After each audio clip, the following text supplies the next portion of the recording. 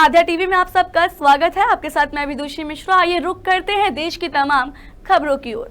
RCB की ऐतिहासिक जीत के 18 साल बाद बेंगलुरु में हुए विजय जश्न के दौरान 11 परिवारों में मातम मच गए। चिन्नास्वामी स्टेडियम और विधानसभा के आसपास उमड़ी लाखों की भीड़ ने जब संयम खोया, तब वहां मौजूद प्रशासन और आयोजकों की लापरवाही उजागर हो गई। लाखों की भीड़ आरसीबी के 18 साल में पहली बार आईपीएल ट्रॉफी जीतने का जश्न मनाने के लिए स्टेडियम में जाने के लिए उमड़ी थी। भीड़ ज्यादा थी और उससे भी ज्यादा उनका जोश था।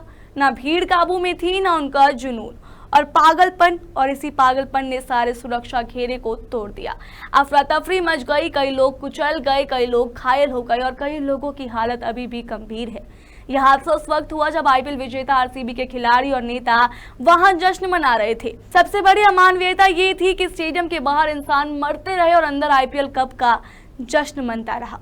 अब स्टेडियम के बाहर लोग सीपीआर के लिए तरस रहे थे, तब लोगों की सांसें टूट रही थी, तब स्टेडियम में रंगारंग कार्यक्रम चल रहा था।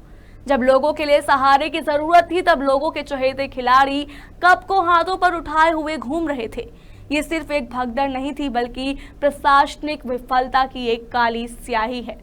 भगदड़ में 11 लोगों की मौत की पुष्टि हो चुकी है। हादसे में घायल 18 लोग अब भी विभिन्न अस्पतालों में उपचाराधीन हैं। अगली खबर बिजनौर से है, जहां विकास भवन सभागार में सांसद चंद्रशेखर आजाद की अध्यक्षता में जिला विकास समन्वय और निगरानी समिति की बैठक आयोजित हुई। प्रधानमंत्री आवास योजना की समीक्षा के दौरान सांसद ने खाली आवासों के बावजूद लाभार्थियों को कब्जा न मिलने पर नाराजगी जताई। उन्होंने अधिकारियों को निर्देश दिए कि सभी कार्य निष्ठा और ईमानदारी से पूरे किए जाए। जिलाधिकारी जसजीत कौर ने आश्वासन दिया कि निर्देशों का पालन सुनिश्चित किया जाएगा। बैठक में विधायक स्वामी ओमवेश, मुख्य विकास अधिकारी, एसपी ग्रामीण, डीएफओ के अध्यक्ष नाजिबाबाद उपस्थित रहे। अगली खबर हरदोई से आ रही है, जहां हरदोई में लगभग 100 अस्पताल बिना मानक गाइडलाइन के संचालित हो रहे थे। स्वास्थ्य विभाग की मिली भगत के चलते गरीब जनता को गलत इलाज देकर आर्थिक नुकसान पहुंचाया जा रहा था। कई मरीज गलत इलाज से मौत के शिकार हो रहे हैं। मौत के बाद ही स्वास्थ्य विभाग जागता है और अधूरी जांच करता है।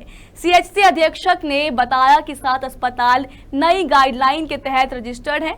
गाइडलाइन का पालन न करने वालों पर सख्त कार्रवाई की जाएगी। अगली खबर नवादा से है, जहां जिला पदाधिकारी नवादा श्री रवि प्रकाश के निर्देश पर अनुमंडल पदाधिकारी नवादा सदर श्री अमित अनुराग की अध्यक्षता में अनुमंडल कार्यालय में मीडिया का प्रशासन में योगदान विषय पर बैठक हुई। उन्होंने मीडिया को लोकतंत्र का सशक्त स्तंभ बताते हुए प्रशासनिक पारदर्शिता और जन जागरूकता में इसकी भूमिका को अहम बताया। बैठक में मीडिया प्रतिनिधियों ने यातायात और अतिक्रमण की समस्याएं उठाई। एसडीओ श्री अनुराग और एसडीपीओ की हुलास कुमार ने शीघ्र समाधान और आश्वासन दिया। अतिक्रमण के खिलाफ सख्त कार्रवाई की बात कही गई। प्रभारी जिला जनसंपर्क पदाधिकारी श्री अमरनाथ कुमार ने मीडिया से प्रशासनिक खबरों पर सुझाव मांगे। प्रतिनिधियों ने खबरों की प्रस्तुति की सराहना की और वीडियो सामग्री की मांग रखी, जिसे उपलब्ध कराने का आश्वासन दिया गया है। खबर हरदोई से है, जहां राधानगर में जेसीबी द्वारा सड़क पर खनन मिट्टी फैलाने पर स्थानीय लोगों ने विरोध किया। जेसीबी चालक ने शुरुआत में मिट्टी हटाने का वादा किया, लेकिन बाद में मना कर दिया। विवाद बढ़ने पर चालक ने अपने साथियों को बुलाकर मोहल्ले वालों से लाठी घूंसे से मारपीट कर दी। शिकायतकर्ता को भी गंभीर चोटें आई हैं। अगली खबर इटावा से है, जहां इलाज के नाम पर चल रही लापरवाहियों पर स्वास्थ्य विभाग ने सख्त रुख अपनाया है। सीएमओ डॉक्टर वीके सिंह की अगुवाई में गठित जांच टीम ने 17 प्राइवेट अस्पतालों व क्लिनिकों की जांच कर गंभीर खामियां पाई। मरीजों से मनमानी वसूली, डॉक्टर की अनुपस्थिति और साफ सफाई जैसे मुद्दों को लेकर नोटिस जारी किए गए हैं। नोडल अधिकारी डॉक्टर सत्येंद्र यादव की टीम की रिपोर्ट के आधार पर सभी अस्पतालों को 1 सप्ताह में सुधार के निर्देश दिए गए हैं, अन्यथा सख्त कार्रवाई की चेतावनी दी गई है।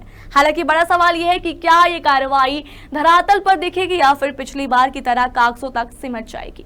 स्थानीय लोगों में संशय बना हुआ है। नोटिस पाए प्रमुख अस्पतालों में शामिल है Shanti Kantiya hospital, Raj hospital, Samrat hospital, Khatu Shyam hospital, Yogam hospital, Rudra hospital, Jeevan clinic सहित कुल 17 अस्पताल और क्लिनिक। पिछले अभी 15 दिन से एक इसके मामले में सघन अभियान चलाया जा रहा है, जिसमें लगभग 20 प्राइवेट क्लिनिकों को जांच की गई। जिन कुछ के रजिस्ट्रेशन नहीं थे तो उनको क्लिनिकल एस्टेब्लिशमेंट के रजिस्ट्रेशन न होने के कारण दंडित कराया जाएगा जांच करने के बाद। और जिन क्लिनिकों का रजिस्ट्रेशन भी है और वो मानक के अनुसार या उसमें जो क्वालिफाइड चिकित्सक वो इलाज नहीं कर रहे हैं, या उसमें कोई भी अनियमितता होती है तो उसको क्लिनिकल एस्टेब्लिशमेंट की जो सुसंगत धाराएं उनके अंदर कार्रवाई करते हुए दंडित कराया जाए। अगली खबर हरदोई से है, जहां उप संभागीय परिवहन विभाग पर भ्रष्टाचार के आरोप लगे हैं। मल्हारा टिकर के मुकेश ने 6,700 रुपए फीस देने के बावजूद भी ड्राइविंग लाइसेंस नहीं मिला।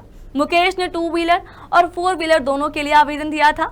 2 व्हीलर टेस्ट भी पास कर लिया, फिर भी लाइसेंस नहीं बना। विभागीय लापरवाही से परेशान मुकेश कई दिनों से ARTO कार्यालय के चक्कर भी लगा रहा है। मुकेश नाम है हमारा, हम ARTO ऑफिस आए थे लाइसेंस के चक्कर में। हर चीज़ में हम पास हैं, तब भी हमारा लाइसेंस नहीं बना। पता नहीं, वो 4 पहिए का था, वो 3 मोटरसाइकिल का पास किया, वो भी नहीं हमारे को मिला। हम गरीब हैं सर, हम दौड़ते हैं, रोज चक्कर काटते हैं हर रोज। हमारा लाइसेंस मिलना चाहिए सर। हमने पैसा भी लगाया तब भी नहीं मिल रहा। हमने सारा पहले 5,000 5,500 दिए, पहले 1,200 लर्निंग में दिया। खबर है बिजनौर से, जहां थाना किरतपुर क्षेत्र के बनेरा टोल प्लाजा पर एक टोल कर्मी की संदिग्ध हालत में मौत हो गई।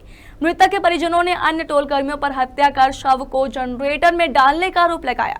गुस्साए परिजनों ने टोल रोड को पूरी तरह जाम कर दिया। सूचना पर किरतपुर और आसपास के थानों की पुलिस मौके पर पहुंची और परिजनों को समझाने में जुट गई है। अगली खबर हरदोई से है, जहां एक डेंटल क्लिनिक पर कार्यरत स्टाफ नर्स मुस्कान के जनरेटर में दुपट्टा फंसने से दर्दनाक मौत हो गई। मोहल्ला नवाबगंज निवासी मुस्कान भगौली रोड स्थित नेहा दांतों का अस्पताल में काम करती थी। बुधवार दोपहर बिजली जाने पर जनरेटर चालू किया गया। बिजली आने पर जब मुस्कान जनरेटर बंद करने गई तो उनका दुपट्टा मशीन में फंस गया, जिससे वो गंभीर रूप से घायल हो गई। इलाज के दौरान ट्रॉमा सेंटर में उनकी मौत भी हो गई। लाल सिंह चड्ढा के बाद अब आमिर खान सितारे ज़मीं पर के साथ थिएटर में वापसी कर रहे हैं, जो कि 20 जून को रिलीज होगी और वो स्पेनिश फिल्म चैंपियंस की रीमेक है। रीमेक को लेकर ट्रोलिंग पर आमिर खान ने यह भी कहा कि मैं रीमेक बनाने में यकीन रखता हूं, ये मेरी क्रिएटिविटी को कम नहीं करता। मैं हर फिल्म में अपनी एनर्जी और नजरिया डालता हूं। उन्होंने रीमेक वाली बातों को फिजूल बताया और कहा कि शेक्सपियर के प्ले को भी दोबारा किया जाता है। मैं बस नई कहानी को अपने अंदाज में पेश करता हूं। फिलहाल आज के बुलेटिन में इतना ही। ऐसी और तमाम खबरों के लिए बने रहिए हमारे साथ।